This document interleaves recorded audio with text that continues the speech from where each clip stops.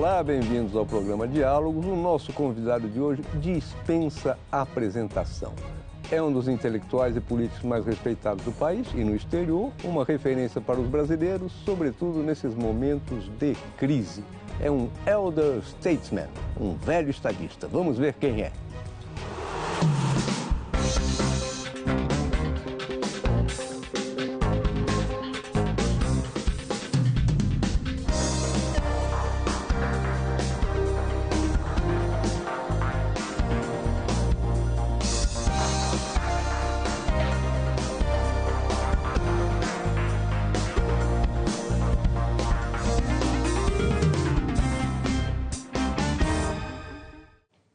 Temos aí Fernando Henrique Cardoso, ex-presidente, 2 vezes, 2 mandatos. Muito obrigado. Boa noite, presidente. Boa noite. Desculpe o Helder, o velho. O que eu vou fazer? Isso é inevitável, né? Quando eu recebi um bilhete do Mandela, que criou esse grupo dos Elders, eu fiquei muito honrado. Ele selecionou 10 pessoas no mundo. E, mas, meu Deus do céu, logo velho. Começando mas é verdade. Velho. Presidente, bom, o senhor está aqui para a gente falar dessa crise, não tem paralelo, né, na vida nossa, do senhor também, imagino. Começando pela questão do impeachment. Há até uma discussão, vamos dizer, que é política, que é jurídica, e até semântica, se é golpe, se não é golpe. E, na sua visão, a Câmara votando esse impeachment, existe crime de responsabilidade da presidente ou não? Olha, você sabe que eu custei muito a aceitar a ideia de impeachment. Já não de agora. Quando veio, na época do impeachment do Collor, eu tinha dúvidas que eu tinha medo das consequências para o sistema político brasileiro. O senhor falava que era uma bomba atômica. Uma bomba atômica, para amedrontar, mas não usar. Isso. Depois, quando veio o mensalão, houve muita pressão também, porque havia motivo de impeachment. Quando houve aquela declaração do Duda Mendonça, que recebeu dinheiro no exterior, é claramente impeachment. Bom, eu me opus e disseram que era porque nós queríamos ganhar a eleição depois, porque o Lula ia sangrar. Não era isso, não. É porque o Lula era um líder sindical, o primeiro foi trabalhador eleito presidente da República. Eu me lembrava das lutas do passado, no tempo do Getúlio, no tempo do Jango, aquela coisa toda, vai dividir o Brasil, vai fraturar.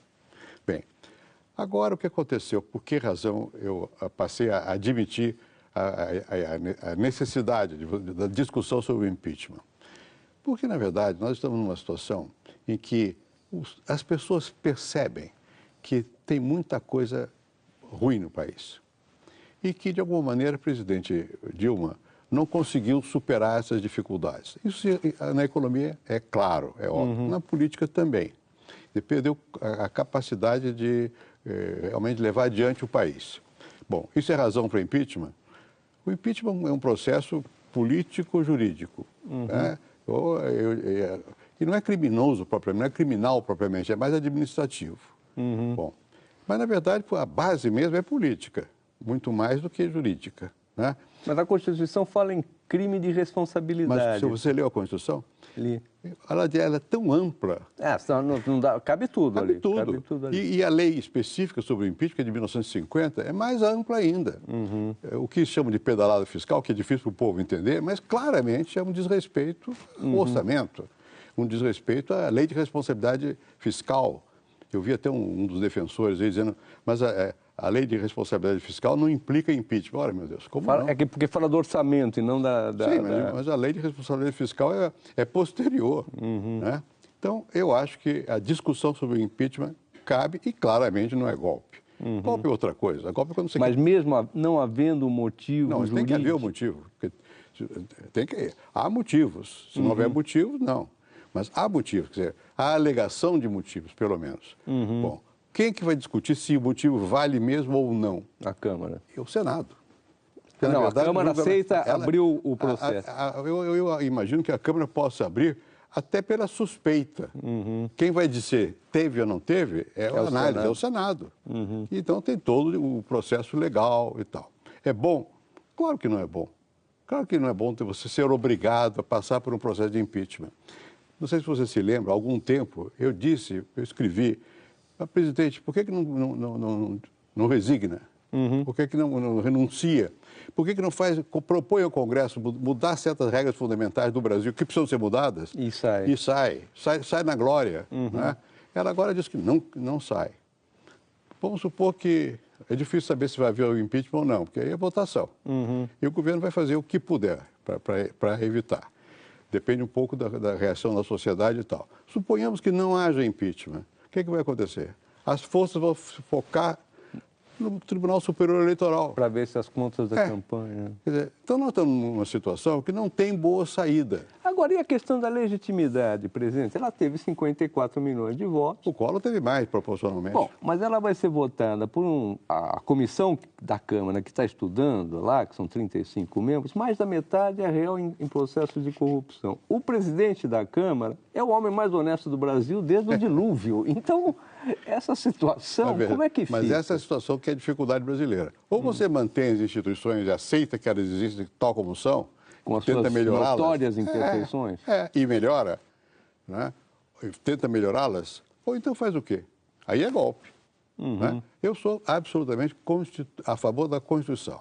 Manter a Constituição. Ela é perfeita? Não. Eu mesmo propus várias emendas à Constituição. Mas eu fui constituinte. Não é só porque eu tenha sido constituinte, é porque é um roteiro que se está enraizando no Brasil de que as instituições pesam. Então, a Câmara é uma instituição. Minha opinião sobre o presidente da Câmara, eu acho que a Câmara devia ir adiante e processá-lo. Tem que processar. O tribunal pede, processa. Pode acontecer isso. Eu me lembro que na Argentina, uma certa ocasião que eu era presidente da República, eu creio que foi quando o presidente de la Rúa caiu. Né? Em seguida, caíram 2 outros presidentes. Eu telefonava para felicitar. Dominó, né? Eu telefonava para felicitar, ele caía. Eu dou azar, não vou telefonar mais. Né? Quer dizer, ninguém é seguro que vai acontecer no Brasil nos próximos meses e anos. Mas nós temos que dar um jeito, porque você disse, hoje o ministro Barroso, hoje, quer dizer, essa semana, foi flagrado o ministro Barroso, dizendo uma coisa em privado, que ele disse assim, a puridade, o sistema político está podre. Eu disse isso há muito tempo. Acabou é uma coisa trivial, né? É trivial. Todo mundo se assusta, mas, meu Deus, é isso. Agora, nós temos que reconstruir o sistema político brasileiro e a economia brasileira. Agora, antes de entrarmos nesse assunto, presidente, não é uma questão maior de justiça? Aí, no justiça, num plano não jurídico. Presidente Dilma, até agora, não há nenhuma prova de que ela tenha roubado, delinquido. Não lhe parece injusto que num sistema todo podre como esse que existe, onde há uma corrupção enorme, e seja votar o seu afastamento? Do ponto de vista pessoal, ela pode até sentir isso. Do ponto de vista político e institucional, não. Porque, na verdade, o impeachment não diz respeito, não é um crime praticado pelo presidente. É um desvio de conduta dentro da regra político-institucional. Não é ela. Quem sofre impeachment não vai, em seguida, responder processo. Não vai. Simplesmente perdeu condições de governar. Porque tomou certos atos que deram base, e porque não houve base política, porque se houvesse base política, esses atos diminuem a sua intensidade, pelo menos. Então, perdeu condições de governar. Isso é que é o impeachment. Perdeu condições de governar. É bom? Eu reitero, não. Eu mesmo preferia outro caminho. Né? E custei muito até admitir eu próprio. Agora, eu acho que, no fundo, quando as pessoas vão julgar, não vão julgar. Não é pedalada fiscal. Isso aliás, o processo não é só por pedalada fiscal, há outros elementos. Mas é o conjunto da obra. É o conjunto da obra. Estamos analisando, na verdade, politicamente, o conjunto da obra. As várias delações havidas mostram que houve comportamentos que não são republicanos, para dizer o mínimo, polidamente. Né? Então, se tem um sentimento que não dá para ser assim. Se tirar a presidente Dilma, isso altera as coisas fundamentais? Não. Não, mas dá condições para alterar. É preciso ter coragem e ir mais fundo nas questões do Brasil. Agora, o senhor escreveu um artigo, publicou há 2 semanas, dizendo que era preciso mudar esse sistema, que era preciso reformar profundamente. Houve políticos, que são seus adversários, que falaram, bom, achamos que devemos conversar. O primeiro foi o Tasso Genro, ex-governador gaúcho, e depois o Edinho Silva, o ministro das Comunicações, inclusive veio aqui a semana passada e falou, temos que conversar com todos os grandes líderes políticos, precisam sentar e conversar. O senhor faria isso, presidente? Depende agora das condições. Por quê? Eu sempre quis fazer isso. E Quando, em 2013, houve movimentações de rua, o ministro José Eduardo Cardoso esteve comigo. E eu disse, eu estou disposto a ajudar a reformar o sistema político. Quando eu fui ao enterro do Mandela, eu disse a todos os ex-presidentes, nós todos somos responsáveis, vamos mexer. Ninguém quis. Uma certa altura, vários falaram comigo, eu tenho uma conversa sua com o presidente Lula. Eu, pode dizer que eu converso. Nunca veio a resposta. Nunca veio a resposta. Agora eu tenho um pouco de medo. E agora eu vou pensar que eu estou querendo abafar alguma coisa, eu não quero abafar nada. Agora, mas o senhor toparia sentar com quem para conversar? Eis a pergunta. Quem são os atores?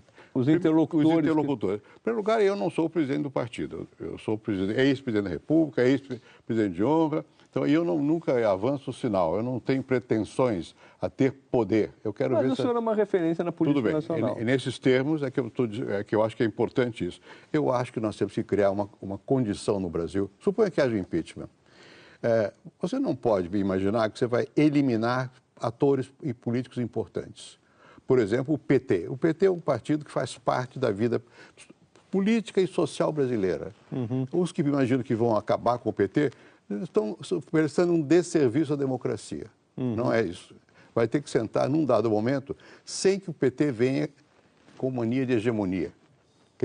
Agora eles falam muito de democracia, não sei o quê, mas o tempo todo não quiseram. Por que não foi feito um acordo quando o Lula ganhou a eleição? Por que definiram que o adversário era o PSDB naquela época? Foi erro histórico, como foi feito na Europa também com os comunistas e com os social-democratas. Né? Fizeram a mesma coisa aqui. Muito bem. Isso quer dizer que a gente não possa emendar? Não. Deve. Eu só acho que, num dado momento, o Brasil vai precisar de um mínimo consenso. O senhor sentaria numa mesa com o Lula, com o Sarney, com o ex-presidente Sarney, para conversar? Com uma agenda pública, sim. Com uma agenda pública, porque eu acho que... E tem o seguinte, o preço não pode ser abafar a Lava Jato. É o meu próximo tema. Esse é o problema. Não pode ser. Quer dizer, isso quer dizer que a Lava Jato não erre? Não, pode ter errado. Acho até que em alguns momentos errou. Eu acho, mas eu não sou advogado. Agora, quem que resolve isso? É o Supremo Tribunal. Tem que manter as instituições. Né? Dito isso, discutir sobre como é que nós vamos mudar o Brasil, quer dizer, como é que vamos mudar... Não é possível um país com 30 e tantos partidos. Um Congresso cujo maior partido não tem mais que 12% dos parlamentares. Como é que governa esse partido? Não pode. Você vai ter que mudar certas regras político-eleitorais, dos partidos e das eleições. Esse tipo de conversa que está sendo esboçado seria antes ou depois da votação do impeachment? Eu acho que antes da votação do impeachment não vai haver nada. Nada. Vai haver excitação. Né? Agora, ganha o impeachment ou não ganha o impeachment, os problemas continuam aí. Exatamente. E você vai ter que abrir um espaço para discutir esses problemas. Eu não discuto isso. Inclusive os econômicos, que estão sufocando o país. Há erros, o governo errou várias vezes, errou a condução política, fez tudo que nós fizemos com a lei de responsabilidade social e a construção do Plano Real, que era botar ordem nas finanças públicas, está desorganizado. Está desorganizado. O endividamento é crescente, o Tesouro está em uma situação muito, eu ia dizer uma palavra forte, pré-falimentar, não é tanto, mas está com muitos problemas para enfrentar. Não é? Isso não se enfrenta sem restabelecer a confiança. Então, esse tipo de reunião, depois, vamos dizer, da votação da Câmara, pró ou contra o impeachment, o senhor acha que deveria haver uma conversa dos grandes líderes, dos líderes históricos brasileiros, para chegar a algum tipo de encaminhamento? E não só dos partidos políticos. A sociedade tem que entrar nisso. O que eu chamo de sociedade? O empresariado, os sindicatos, a intelectualidade, enfim, com jeito, mas você tem que envolver o conjunto do país para dizer como é que nós saímos, que nós estamos indo ladeira abaixo. Não é? O número de falências cresce, o desemprego aumenta, a educação é precaríssima, a saúde está em pandarecos, não dá para nomear ministros desta maneira que se nomeia hoje, que o sujeito fica 2, 3 meses numa pasta importante como a saúde, como a educação e vai embora. Não dá, você tem que ter mais seriedade nesses procedimentos. Né? Você tem que restabelecer o fluxo de relação normal do Brasil com o mundo, que está distorcido. Nós estamos perdendo respeitabilidade. O que eu vi recentemente de usar os recursos do Ministério de Relações Exteriores para dizer que vai ter golpe no Brasil é inacreditável. Que golpe? Golpe de quem? As Forças Armadas não fizeram, a não ser cumprir a Constituição o tempo todo. Não há golpe nenhum. Golpe parlamentar, mas como golpe parlamentar? O que há é acusações concretas, não digo essas que também são concretas do parlamento, mas que estão na justiça. Eu digo, aqui tem alguns casos que são de corrupção, não tem nada a ver com problema político. O caso do impeachment não é de corrupção, é outra coisa. O impeachment não quer dizer corrupção, quer dizer o que já mencionamos aqui, não é? Mas acho que vai ser necessário criar um clima diferente do que aí está, para restabelecer a confiança. E isso é de líderes. Não é? E eu não posso ser os elders. Sim, né? sim. Tem que ser gente com uma energia nova para entrar para valer e que saiba fazer funcionar a marca do Estado. O Estado está parado, está sendo incapaz de entregar serviço. Por que o povão está contra? Não é por causa de pedalada, que nem é fácil de entender do que se trate. É porque no cotidiano está difícil. Tá. Nós vamos fazer um pequeno intervalo e já voltamos com o presidente Fernando Henrique Cardoso para falar da Lava Jato.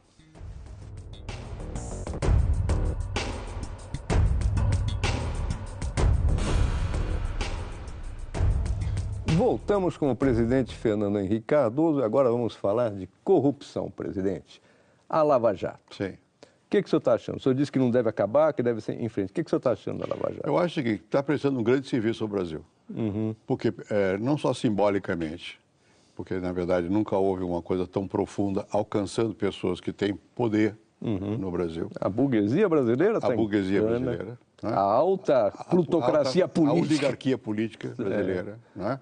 Então, isso é um dado importante, fundamental. Como eu disse aqui, terá havido exageros? É possível.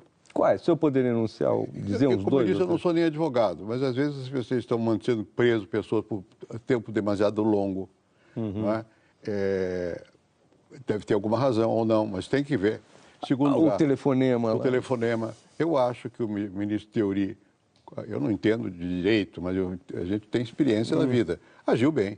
Ele disse, olha, tem que chamar para o Supremo, porque tem pessoas, como a presidente da República, tem foro. Depois eu vou ver o que fica aqui e o que eu devolvo para o Lava Jato.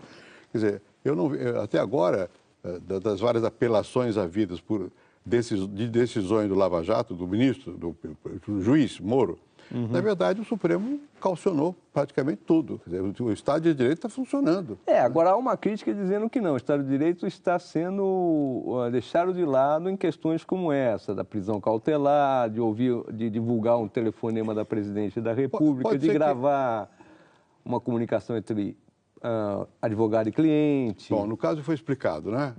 Não era porque fosse advogado, porque o advogado era também... Mas ouviram 25 advogados do escritório do Roberto Teixeira, Sim, né? mas na verdade por causa dele, né? Eu não sei, eu não acompanhei no detalhe. É claro, quem tem experiência de regime autoritário, que sou vítima da ditadura, como eu fui, tem cuidado com essas coisas. Né? Eu acho que não... Por isso que eu digo, sempre sob o controle das leis, o Supremo tem que ter um papel de intervenção moderadora em certas matérias. Mas também, se você começar a jogar pedra no Lava Jato, o que acontece? Não acontece nada, como sempre, como no passado. Não é? Você pode dizer, bom, eu fui presidente, e por que no seu tempo? Bom, eu nunca interferi na justiça. Tem um procurador que falou que no seu tempo havia... Mas ele falou por falar. Qual foi o caso concreto? Qual foi o caso concreto? A maior parte eu não me lembro nem mais as coisas, né? São disparates que tentavam fazer para poder... Políticos, que naquele tempo também havia uma politização dos procuradores, grande, né? Bom, seríamos Luiz Francisco. Isso, né? Luiz Francisco. Que era uma coisa, tudo ele transformava num torvelinho. E tal. Bom, não houve nenhuma ação minha nesse sentido. Eu sempre procurei ser institucional. Eu acho que isso é importante no Brasil, enraizar isso. Você pode dizer, bom, mas assim você não muda nada. Muda, mas tem que mudar dentro de certas regras, né? Então, eu acho que o Lava Jato tem tido um papel positivo. É preciso sempre que haja controles. Quais são os controles numa democracia? Um é a mídia. É claro que quem está no governo, basta ver meus diários. Eu reclamo da imprensa o tempo todo. Mais de mim, né? Até de você, mais do que eu imaginava. Porque você fica na briga. Né? O papel da imprensa, entretanto, é esse mesmo. É fazer, e está fazendo. Né? E não poupa ninguém. Exagera. Agora, há uma questão de fundo que Vamos dizer assim, nos meios políticos se comenta muito isso, que há um movimento para atenuar, sufocar a Lava Jato. E que passaria, inclusive, o Temer presidente, se houver impeachment, que haveria um movimento dos políticos que estão apavorados para tentar controlar isso. Olha aqui, movimento pode até haver, como agora. É possível que haja expectativas de que, quem sabe, se não houver impeachment, haja condições. São especulações. Eu não creio que haja condições no Brasil para fazer isso. Não só sou contra, mas eu acho que mesmo que os que querem eventualmente fazer, não creio. Eles podem querer, aí tem razão, que a justiça funcione. Quer dizer, se há excesso, que o Supremo Tribunal ou os tribunais superiores atuem e cortem os excessos. Agora, fazer um acordão na base de que ninguém vai mais sofrer as consequências dos erros feitos, não creio que haja mais condições na democracia brasileira. Porque nós vivemos uma democracia, digamos, não é plena no seguinte sentido. A força do dinheiro é muito grande nas eleições. É enorme, né? enorme. Isso é uma coisa errada. Né? Então, e é preciso mudar essa questão. É mais específico para podermos falar. Mas, então, não é assim. Mas liberdade nós temos. Muita liberdade. Agora, se a Lava Jato indo adiante, havendo outros procuradores, outras regiões se movendo, o sistema político brasileiro aguenta? O senhor conhece bem esse sistema, o senhor conhece as pessoas, o senhor sabe das suspeitas. Eu acho que ele tem que mudar. Se ele não aguentar, ótimo. Mas a questão é, ou ele se regenera, que é o que eu sempre lutei por isso, né? E, aliás, vamos homenagear até os esforços do próprio sistema político. A lei de barreira foi aprovada. A lei de proibição de eleição proporcional foi aprovada. Só que quando nós fizemos a Constituição, nós formulamos de tal maneira que o Supremo veta essas coisas. Então, isso vai ter que ter uma mudança grande para reorganizar o sistema político. Por outro lado, a questão de dinheiro em campanha. Né?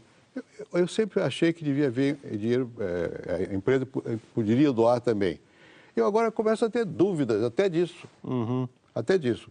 Agora, qual era a minha posição? É o seguinte, como é que você diminui a influência do dinheiro na campanha? Primeiro, por que permitir marketagem na televisão? Faz debate. É chato, tá bom, mas motiva as pessoas no debate. Não é? Um debate pode ser interessante. Pode ser interessante, então proíbe a marketagem. Segundo, você tem que ter circunscrições menores. E terceiro, menos partidos. Não é? Quer dizer, isso reduz o custo da campanha. A empresa quer dar dinheiro? Dá. Mas não dá para todos. Se você dá para todos, você não está dando para ninguém, você está comprando o seu futuro. Isso. Então, dá para um só. Segundo, dá o dinheiro para o Supremo Tribunal Eleitoral. O gasto é ele que paga, autoriza o pagamento. Tem muitos mecanismos que permitem, mas o principal é reduzir o custo da campanha. Então, isso precisa ser feito. Vai ser feito agora? Não sei. Agora, que nós vamos ter que lutar para isso, vamos. Se você diz, bom, esse sistema não se aguenta mais, eu também acho que está difícil. Eu disse isso várias vezes há muito tempo e desde que eu estava no governo. Tentei algumas coisas, talvez não o suficiente, visto de hoje. Eu estava afogado por outros problemas.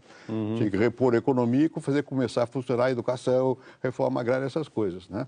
Mas claro que a questão agora é o contrário. Nós temos que restabelecer a confiança. Você não restabelece a confiança sem mexer no sistema político e sem ter líderes. E segundo, mexer na economia, porque está muito mal. Agora, sistema político, usando como gancho a eleição de São Paulo para prefeito no segundo semestre, que é uma eleição importante.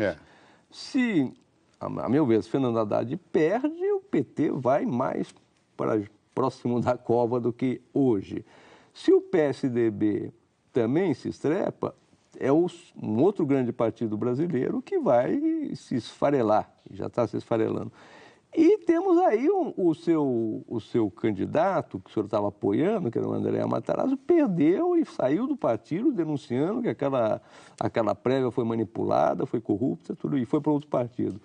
Como é que o senhor fica nessa situação? Fico numa posição muito difícil, porque eu conversei com o governador com muita franqueza sobre isso antes. Minha posição junto a ele foi a seguinte: governador, se o senhor for candidato, é presidente da República. Não entre na briga municipal, porque qualquer um que se eleja em São Paulo do PSDB, se o senhor ganhar a chapa lá em Brasília, vai ser o candidato apoiado.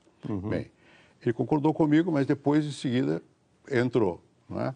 Bom, eu disse ao André Matarazzo, candidato que eu estava apoiando, não é? Apoiei. apoiei a minha maneira, eu não saio aí, né? Não sai, não vai fazer boca de urna na prévia, né? Não. Agora, eu apoiei. Eu disse a ele, olha, não saia do partido, porque quem vai decidir é a convenção. Isso aqui é uma prévia, a convenção. Saiu do partido. Bom, então, é uma situação, para mim, difícil. Quem que você vai votar, então? Aí eu vou esperar para ver, né? Eu vou esperar ver como é que isso vai evoluir. Agora, eu sou homem de partido. Eu sou homem de partido. Eu trabalhei no PSDB e tal, sou presidente de honra, quero que o PSDB... Mas eu acho que precisa ver também quais são as condições de tudo isso. Agora, o senhor não sente que o PSDB sente? O senhor não percebe que, ou é uma percepção de outros, que o PSDB também está desmoronando? Porque a ideologia dele já não é mais da criação e nem do seu governo. É uma coisa... Olha, eu não sou de tapar o sol com a peneira, né? Os partidos estão todos com muita dificuldade. Muita dificuldade. Porque você tem que ter uma visão e inspirar o país. E tem que ter depois propostas para isso. Bem ou mal, qual é a vantagem que tem o PSDB? Tem quadros. Né? Então, e continua tendo quadros. Tem gente capaz de ocupar posições no governo. Segundo, ele está tentando fazer, eu acho que a campanha do Aécio fez, um certo adornamento. Quer dizer, aceitar que nós somos um partido de inspiração social-democrática. Você sabe que eu não queria dar esse nome ao partido. Sim, sim. Não é? Mas, enfim, é a inspiração. Então, o que é que significa isso? Tem que olhar para as questões fundamentais da população, do povo, saúde, educação, reforma agrária e tal, e tem que entender que o mercado existe. E que o mercado hoje não pode absorver tudo, mas o Estado também não pode absorver tudo. Tem que haver parcerias e tal, e regras. Né? Então, isso é o fundamento do PSDB. E, dentre as regras, a da democracia. Então, você não pode imaginar que você vai para o governo, ganha o governo, e ao ganhar o governo, ocupa o Estado. E, através dos seus membros, você muda a sociedade, que é o que o PT, sem ser rigorosamente assim, porque fez alianças, hoje ele está fazendo de novo um centrão, está criando um centrão de novo. Né? Bom, mas, enfim, há diferenças, portanto, entre o PT e o PSDB nesse sentido. Né? Não no sentido propriamente do que se vai fazer com relação a algumas mudanças também fundamentais na sociedade. Agora, se o PSDB quiser prevalecer como partido, vai ter que tomar as posições com mais clareza. E mais, eu sou favorável a mudanças comportamentais. Você não pode ter uma atitude conservadora. Não é? Você tem que ser uma pessoa adaptada ao mundo de hoje. Tem que haver igualdade de gênero, tem que aceitar a diversidade que existe na sociedade brasileira, inclusive no que diz respeito às minorias, aos homossexuais. Eu sou favorável. Tem que ter uma atitude moderna com relação à questão de droga. Droga é questão de saúde. Faz mal, tem que ser combatida, mas não é na cadeia. Enfim, o PSDB tem que, a meu ver, tem que ir para a vanguarda nessas áreas. Se não for, você falou uma palavra que é boa. Os partidos vão se esfarinhar. Vão se esfarinhar. Na Itália se esfarinharam. Exatamente, acabaram. Se esfarinharam. É bom? Não é bom, porque também pode dar maus resultados. Eu não sou favorável a um salvador da pátria. Isso não vai funcionar. Ninguém vai salvar assim. Ele tem que ir construindo um futuro. Por isso que eu digo, nós temos que construir esse futuro. Mas tem que construir o futuro. Tá. Né? Infelizmente, nós vamos ter que encerrar. O presidente já deu aqui o nosso tempo. Muito obrigado pela entrevista. Lembro aos telespectadores, agora em maio sai o segundo volume do Diário do Poder, que são as anotações do presidente durante os seus 2 governos. E é um documento histórico importantíssimo, muito minucioso do que aconteceu dentro do Palácio do Planalto, da Alvorada, durante aqueles 8 anos. Obrigado mais uma vez. Eu agradeço. Ficamos por aqui, voltamos na quinta-feira que vem, sempre às 11 da noite, ao vivo aqui na Globo News. Até lá!